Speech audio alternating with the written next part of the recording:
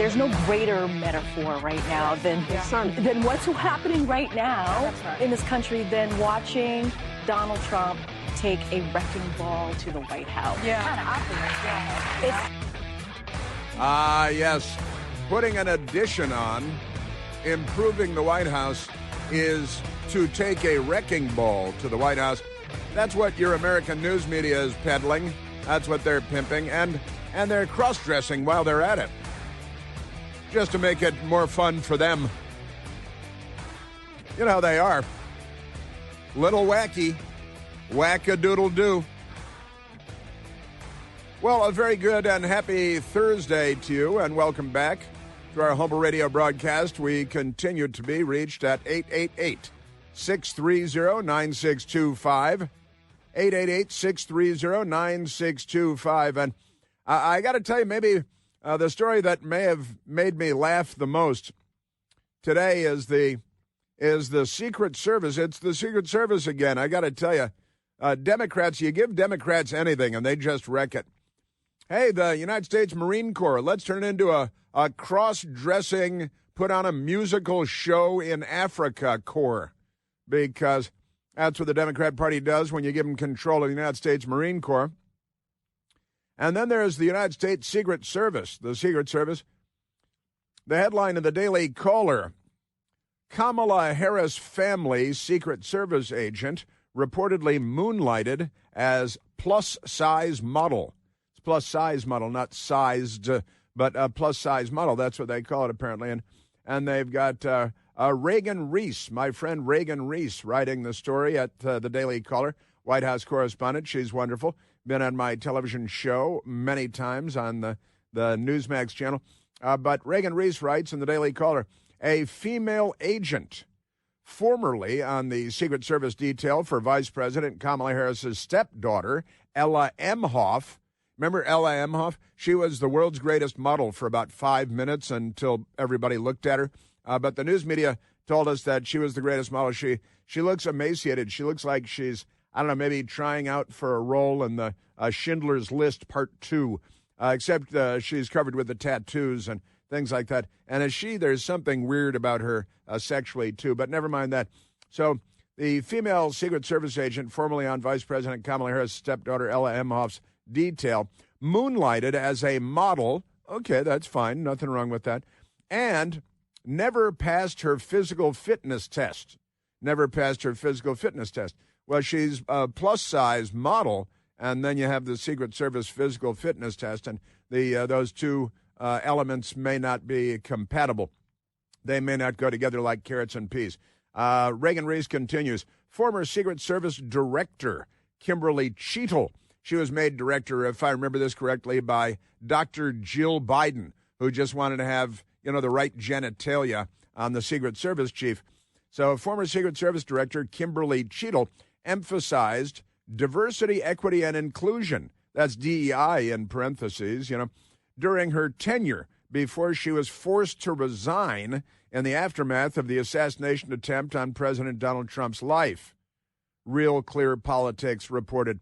Now, which attempt on, I assume we're talking about Butler, Pennsylvania, and the bullet through the ear by the sniper, all that. But it's not the only attempt. Has it been? No, it hasn't. We had another, a sniper's perch in a treetop in Palm Beach, lined up with where President Trump gets on and off Air Force One. They try. Oh, how they try. They just keep trying. The Democrats do. Can't say they're giver-uppers.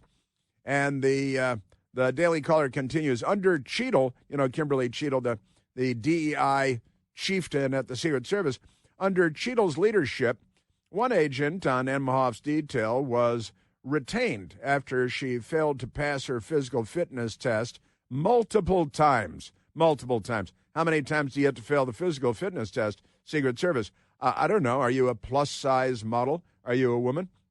So sources in the Secret Service community told the outlet. The agent was featured in a magazine profile and hinted at her Secret Service position and a photo shoot labeled undercover, but never underdressed.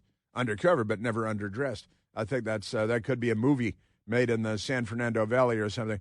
The outlet reported, and the agent described herself, you see, as a nationally published curve model, plus-size fashion and fitness influencer, and body-positive advocate on social media, according to Real Clear Politics. Now, look, that's all great. That's fine. I'm all in favor of that. That's wonderful. But the position that you seek as a Secret Service agent, providing professional security to members of the first family and the second family, I think that should require that you have to run real fast when you have to, and maybe, jump high.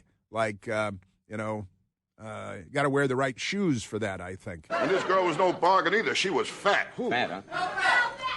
How fat? When she wears high heels, she strikes oil, okay? She's fat.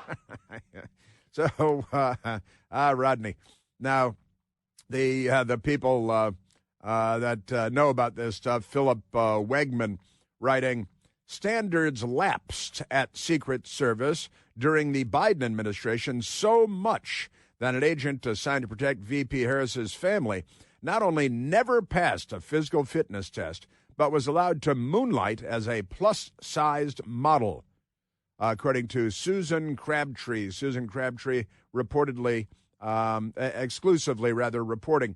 And isn't that wonderful? So this is what the Democrats do. Hey, we're in charge of the Secret Service now. What should we do? Let's make it a transgender fat farm for oversized women in particular, because they're emphasizing DEI. This is like, DEI and airline pilots. Right? It's just not the best approach, I think. Not the way you want to go. I met her at the Macy's parade. She was wearing ropes.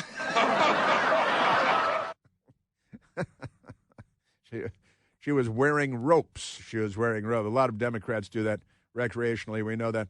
So after the agent had failed to pass her physical fitness test multiple times, she was placed in the Special Services Division. That means that she was in charge of protecting the little bus. She's got the Special Services Division, which handles support functions for the agency. Sources in the Secret Service community told the outlet. Not the Secret Service, but in the community. They live in the neighborhood. Her new job handles the maintenance of the armored vehicle fleet and screens mail and packages coming into the White House complex, the sources added.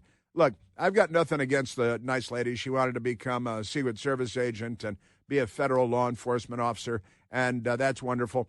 And she's, packing a couple extra pounds, and then she becomes a model because she's a nice-looking woman, a nice-looking person, and they, and there's the plus-size thing. And that's all great. That's wonderful. But that means you're probably not going to be a wide receiver for the Washington Redskins, and you're probably not going to be assigned to a protective detail in the United States Secret Service unless the Democrats are in charge, in which case, you're definitely going to be in charge of not protecting somebody. Just great stuff. And I'm talking about a fat girl here, you know what I mean? Big girl. You're kidding? She was standing alone. A cop told her to break it up, I don't think that she's nice. There is the photograph of the lady, and she's wearing a dress, and it's very nice. But maybe maintenance of the armored vehicle fleet and mail and packages to the White House. Maybe you don't have to move too fast for that. The U.S. Secret Service is in full compliance with the January 20th, 2025 executive order, and the agency discontinued all relevant programs and activities within the 60-day timeline. U.S. Secret Service Chief Communications Anthony, Guglielmi, and a nice Italian man, told the Daily Caller in a statement. Director Curran's leadership, new leader at the Secret Service, is centered on recruiting and retaining workforce characterized by attention to detail, discipline, and commitment to our dual mission, while also ensuring promotion and reassignments are merit-based, the right person for the right position at the right time. Oh, that'd ruin everything.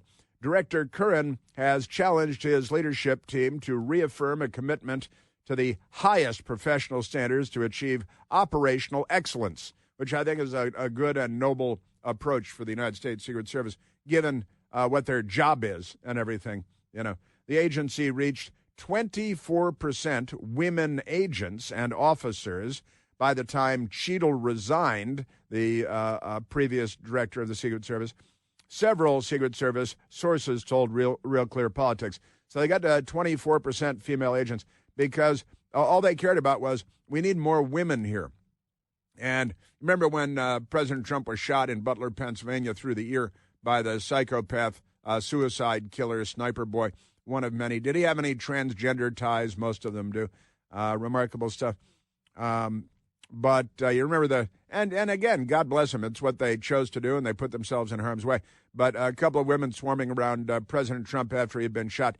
And there were a lot of criticisms at the time, how it looked theatrical and that wrong people were in the wrong place at the wrong time because, that's a fact. That is a fact, Jack. So we got that. That's a heck of a story. Cheadle resigned in July after she testified in front of House Oversight Committee about the near assassination of President Trump. And, in fact, man, oh, man, she had served as director since 2022 because the Biden family, and as I understand it, Dr. Jill Biden, liked her and said, oh, she's a lady. She has the right genitalia. Let's make her the head of the Secret Service. What could go wrong? Right? Huh. Isn't that amazing? Yes, it is. So we got that going for us. That's one of our crazy stories today, and only one of our crazy stories today. There are a great many more because another day has gone by in America. And in New York, they're having a mayoral contest very soon, an election there. They have a communist who brings the added benefit of being a jihadi and a genocidal racist anti-Semite. He's Zohran Mamdani, and he's the Democrat Party's pick to be the mayor of New York City in 2025. And I got to say, we were talking about it yesterday, and I had a nice, smart caller call in, as is always the case, and said, listen, people keep talking about Curtis Sliwa dropping out of the race, the Republican, so that Cuomo, a Democrat and killer of old people extraordinaire, so that he's got a better chance of beating Zohran Mamdani. And one of our brilliant callers yesterday, I wish I could remember his name off the top of my head, said, why aren't people telling Cuomo to drop out so there's one Democrat in the race, Zohran the jihadi, Mamdani the commie? He's the Democrat. He won the Democrat primary in a landslide, and he's like a fascist. He should be wearing an armband. He's a genocidal anti-Semite. He's anti-American. He's anti-capitalist. He's a communist. And the Democrats love him because they've made this mental illness fashionable. Quite amazing. But it really, my caller yesterday was correct. Cuomo should be getting pressure to drop out of the race. What is it with, he's running as an independent now because he lost, he was massacred because New York Democrats hate him because he's awful and he's terrible and he's gropey, McGrope face, and he put all the people in the old folks' homes with the Wuhan Red Death for everybody to die. He's a bad guy. But it's true. It's Cuomo that should drop out of the race. So you got one Democrat, Mamdani the commie, the jihadi, the genocidal Jew hater, and then you've got the Republican, Curtis Sliwa, who loves the city of New York. He's been protecting and defending the city of New York for decades and decades now. And he's the Republican nominee, the Republican candidate. And he should be the Republican candidate on Election Day, and the Democrat candidate should be Zohran Mamdani the commie, because that's where the Democrat Party is. But they had another debate last night, and good fun was had by all, of course, at the second and final debate for New York City mayor. And it looks like Mamdani is going to be the next mayor of New York. But it's true, Cuomo should drop out because he's a Democrat. So having a race on Election Day between a Democrat and another Democrat, that sounds like a primary. But in New York, and this is filthy, it's the death of democracy. It's the end of our constitutional republic. And the Democrat Party, they're fine with it, just like, they picked Kamala Harris to be their nominee last year without any primaries and without her winning any votes. They said, I will just give it to whoever we want because it's the death of democracy. It's an insurrection. It's the left. They're not liberals. They're not the Democratic Party. They're insane. But yeah, another debate last night and some fun there. Democrats escalate anti-ICE efforts, devise strategies to blow the whistle on officers. Democrats in Congress trying to set up federal law enforcement for catastrophe. They're not on our side. Boy, are they not on our side. Pam Bondi in on the game, members of Congress in on the day. And, of course, the so-called Affordable Care Act, which was never actually affordable. And the Democrats are still putting a gun to the head of the American people because they need to steal another $1 trillion. I think it's not good to have a communist, okay? Would I rather have a Democrat than a communist? Barely. They're almost becoming the same thing.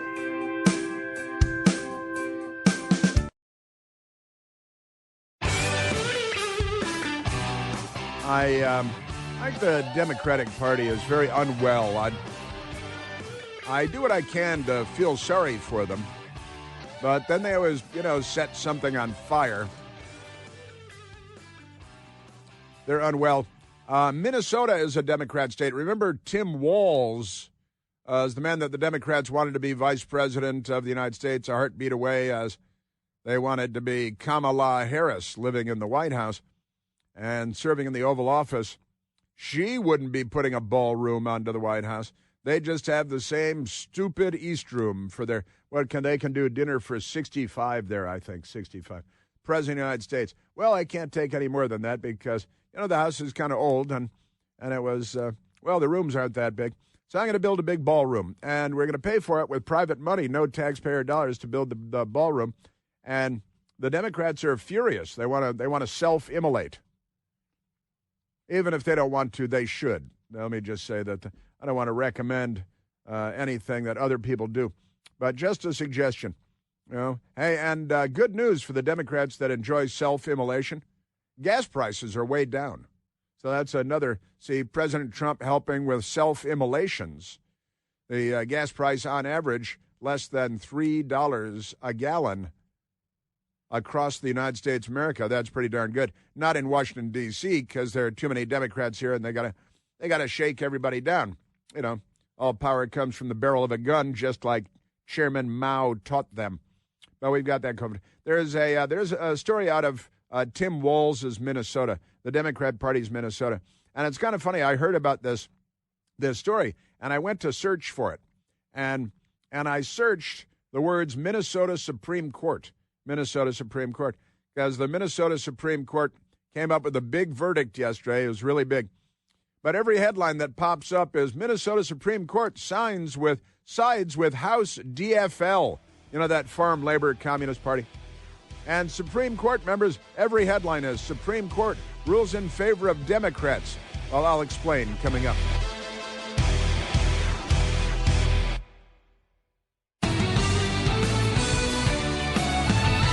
Here it is, what's that called? The Imperial March. It's from a movie, a motion picture, Star Wars. And it's the Imperial. Who are the Imperial people? They're the Darth Vader and the Emperor. Yeah, Darth Vader and those Emperor people. They dress like robots and they march around. They have the Imperial. It's called the Imperial March, and Democrats are mentally deficient. There's a story out of Washington D.C. today, and it's kind of a fun story, I think, by Joe Heim, a District of Columbia resident who was briefly detained and handcuffed in D.C. last month for following an Ohio National Guard patrol while playing that music, their Imperial March, from Star Wars on his phone, has filed a lawsuit saying his constitutional rights were violated. They use the words, but they don't know what they mean. Right? It's, you, sir, are the end of our constitutional republic. It's the end of democracy. The American Civil Liberties Union, which long ago was a fairly legitimate organization, but they gave up on that long ago, many, many years ago. The American Civil Liberties Union of D.C. filed the lawsuit on Thursday, that's today, in the U.S. District Court for the District of Columbia on behalf of Sam O'Hara. Sam O'Hara. Sounds like a drinker, doesn't he? Jeff's nodding. Yeah, sounds like a drinker. Yeah, Sam O'Hara. Against an Ohio National Guard sergeant, 4 D.C. police officers, and the District of Columbia I think District of Columbia might have more money than the other people here. The suit said that they infringed on O'Hara's First Amendment rights and violated D.C. law when they detained him on September 11th on a public street in Northwest Washington. In the suit, the ACLU says that when O'Hara, these Irish people, you know how they can be, saw the National Guard members that day, and he began walking behind them, playing the Imperial March on his phone and recording them. Can you play and record at the same time? Can you do that? Got to have two phones. I don't think I've ever tried to do that. The ACLU alleges that within 2 minutes, one of the Guard members, quote, turned around and threatened to call the police to handle Mr. O'Hara if he did not stop. In fact, the guy O'Hara, Drinky Drink, published that video of himself. This is him. This is him. If you call us, we can contact Metro PD and they can come handle you. If that's what you want to do. And the guardsman turns around and said, we can contact Metro PD, the D.C. Metropolitan Police Department, if that's what you want. Is that what you want? O'Hara continued to play the song, also known as the Darth Vader March, right? And the soldiers called the D.C. police. When police arrived, they shot and killed Mr. O'Hara. They didn't really. I just made that part up. That didn't happen. But when police arrived, the suit alleges, O'Hara was tightly handcuffed. You very rarely loosely handcuff people, unless you're, at home and just having fun or something like that. And they detained him for between 15 and 20 minutes. Government conduct of this sort might have received legal sanction a long time ago in a galaxy far, far away, the ACLU wrote in their filing. But in the here and now, the First Amendment bars government officials from restraining individuals from recording law enforcement or peacefully protesting. It's a harassment in a time of orchestrated and organized Democrat Party harassment. And the Fourth Amendment, along with the district's prohibition on false arrest, bars groundless seizures. Oh, did he have a seizure? I didn't know that he had a seizure. That changes everything, I think.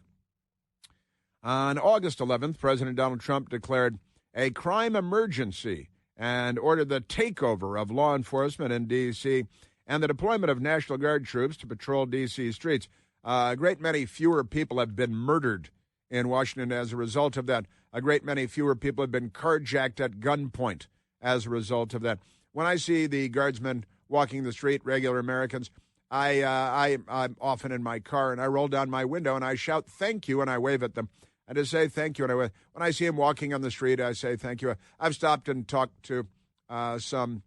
They seem often to be in groups of three guardsmen and women, and they're smiling, pleasant, regular American people, well-adjusted, normal, and not like Democrats who go around playing the Darth Vader theme and harassing people. He should have been handcuffed to a fire hydrant and left there until he could figure out how to get out of the handcuffs. I think that's probably the way to go. There it is. Yeah, the Democrats are pro breaking the law. Breaking the law, breaking the law, bump, bump. They love breaking the law. Isn't that great? The Washington Post has reached out to the Ohio National Guard, D.C. Police, and the District of Columbia asking for comment and will update the story if they respond. I would recommend that they not respond to the Washington Post at all. Just ignore them because they're not really a news organization. Their slogan right on the top of the newspaper, it says, it looks like a newspaper, but it's not. It looks like a newspaper, but it's not. That's the thing about them, isn't it? Also, I want to get to the Minnesota story. Before I do, let's go to the telephones, Michael. I've not spoken to the nice American people yet. Let's go to the telephones, and let's go to Bill, calling from Fairfax Station in Virginia. Billy, you're on the Chris Plant Show. Hey, Chris, how are you? Hey, Bill, I'm great.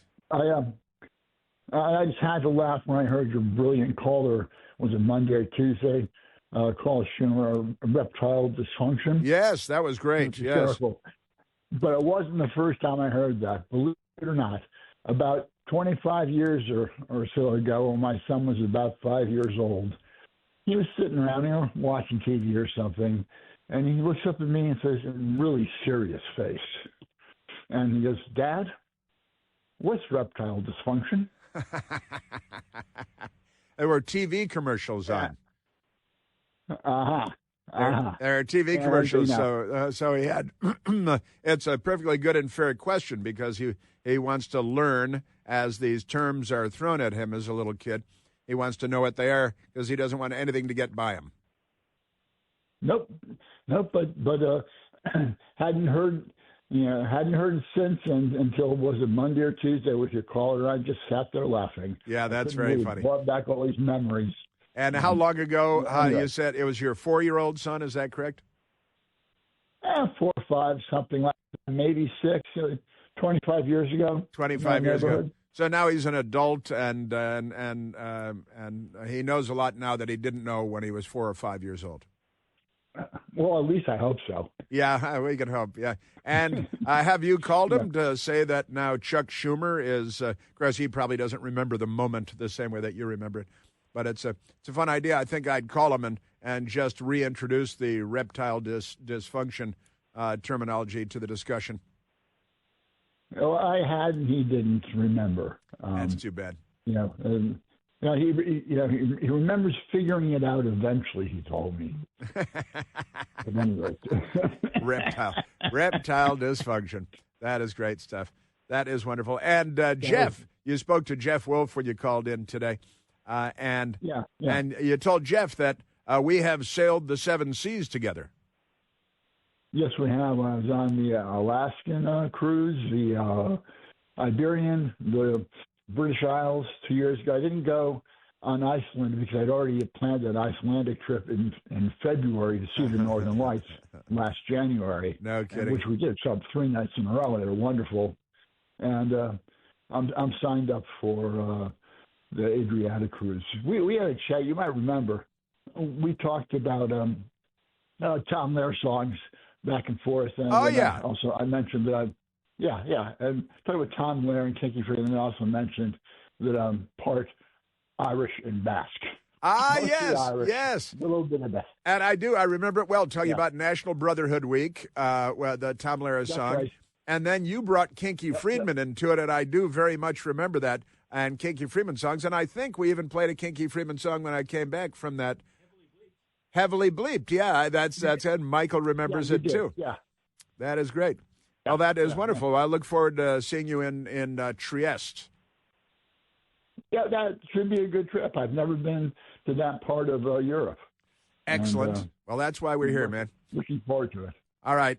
First, well, very good. Just thought I'd let you in that I got to give your caller credit, but he wasn't the first. That's great. That's wonderful. And first martinis on me. Very good. All right. That's a little joke because all the drinks are paid for on the ship. It's a very luxurious, accommodating ship, and it is a beautiful, beautiful ship we're going to be on next year. Bill, thank you very much. Great stuff. And good memories. You got memories back to your 4-year-old, 5-year-old boy, and then memories of Kinky Friedman and Tom Lehrer with National Brotherhood Week. That's good stuff. Thank you, Bill. A lot of fun. I know I got to get back to Democrats because there are so many Democrats. Great. That's Bill. That's great. Great stuff. Ain't life grand? Isn't the world wonderful? Just so many lunatics in it. But there are a lot of normal people, too. You got to figure out who the normal people are and hang out with them. Should marry one of them, the normal people, all that. But speaking of abnormal people, let's get to this Minnesota thing because Minnesota has become a loony bin. It used to be known as the Mary Tyler Moore Show, with Mary Tyler Moore throwing her beret in the air, and you might just make it after all. And the friendliest people, and Minnesota nice is the old catchphrase about Minnesota. And it's still mostly true. The people from Minnesota tend to be very nice. Midwestern, upper Midwestern, a lot of Scandinavian stock up there, descended from Scandinavian immigrants, and they're not generally the most hostile people on the planet. So it's typically a nice place. But Democrats have run it into the side of a mountain like a low-flying plane, and they're not rated for instrument flight. They just keep crashing into everything. Here is the headline. from the Minnesota Reformer. The Minnesota Reformer is the newspaper. Minnesota Supreme Court. They have their own Supreme Court there, a state Supreme Court. Minnesota Supreme Court rules for transgender athlete, but sends part of the case back to lower court. Now, that's fun. ABC News has the story as well. Minnesota court, they don't even bother to say Supreme Court. Minnesota court gives win to transgender power lifter who was barred from competing as a woman. Now, this is crazy, and I looked up a couple of things about this, and it turns out every member of the Minnesota Supreme Court, surprise, surprise, was put up by a Democrat governor, and in fact, I think 5 of them were put up by Tim Walz himself, which is kind of remarkable. And here's the ABC News headline. Again, Minnesota court gives transgender powerlifter who was barred from competing as a woman. It's a big win for the man, and it's just weightlifting, powerlifting. So why would a man have any particular advantage in terms of weightlifting, powerlifting? The Democrats in the Minnesota State Supreme Court are all transgender. Are they all transgender, Mike? Or maybe they just look funny. Maybe they're just funny looking. I don't think any of them are actually transgender, but they're liberals. That's what they call themselves, which means that they're mentally ill. And that's the state Supreme Court. We've got a member of the U.S. Supreme Court, Ketanji Brown Jackson, who doesn't know what a woman is, and she is one. And that's kind of peculiar, but she is a member of the U.S. Supreme Court, and she has no idea what a woman is. Can you provide a definition for the word woman? Can I provide a definition? Mm-hmm. No, I can't. You can't? Not in this context. So I'm not a biologist. She's not a biologist. Provide, she emphasized the word provide. Can I provide? Yeah. Do you know what that word means? And you went to law school and everything. You should know what the word provide means. Isn't that amazing? But back to ABC fake news. The Minnesota Supreme Court has delivered a win to a transgender weightlifter, J.C. Cooper. That's J-A-Y, then capital C-E-E. J.C. Cooper, saying she's protected by the state's expansive human rights law. And ABC News says she, knowing that they're obviously talking about he, a man. But ABC News has abandoned not only science, but the English language because, there are boys and there are girls. There are men and there are women.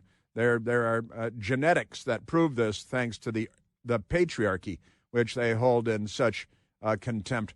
But Minneapolis, Minnesota, the Associated Press, writing, the Minnesota Supreme Court on Wednesday delivered a win to a transgender weightlifter, saying she, meaning he, is protected by the state's expansive human rights law, while the organization that banned her, meaning him, from competing in its women's division said it still has a chance.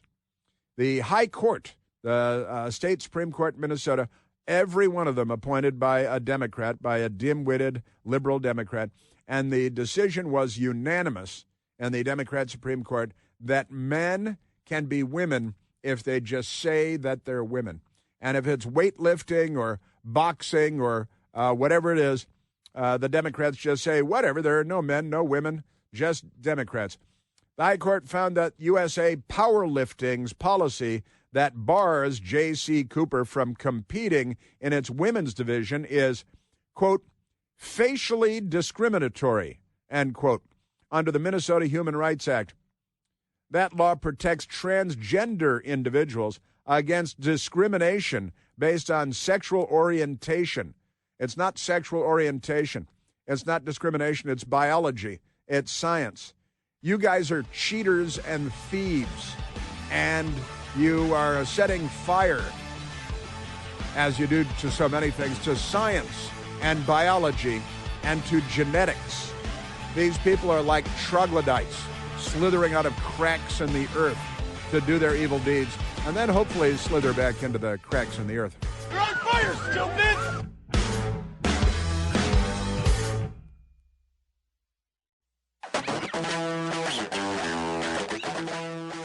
hey, we're back. Yeah, the Minnesota Supreme Court, they've got a dude, does not look like a lady. He is a weightlifter. The women are normal weightlifting people, and powerlifting for women is not the same as powerlifting for men. But you have all the Democrat nominees on the Minnesota Supreme Court, and all of them unanimously agreed that the man should be able to compete against women in weightlifting, and in particular powerlifting, because they like cheating and they like stealing, and they have gender dysphoria, and they're very confused when it comes to sexual matters and gender matters. And for the Democrat Party, that's all good. They applaud this because of the many mental illnesses that they're not dealing with. Just extraordinary people. Also, this is a wild one. It turns out, President Trump's new ballroom, which will be built at the east wing of the White House. So there's a big ballroom in the White House instead of a 1780-something ballroom, which is not so big. The East Room in the White House, been there many times. But here's the thing.